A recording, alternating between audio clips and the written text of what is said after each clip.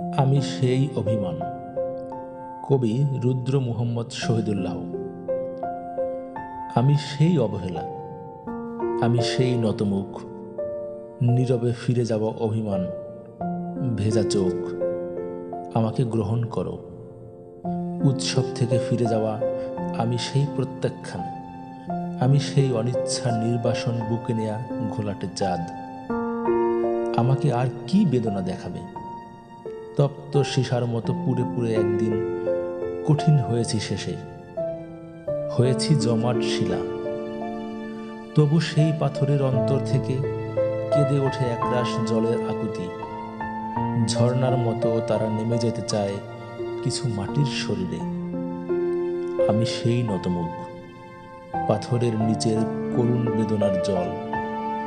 আমি সেই অভিমান, আমাকে গ্রহণ করো।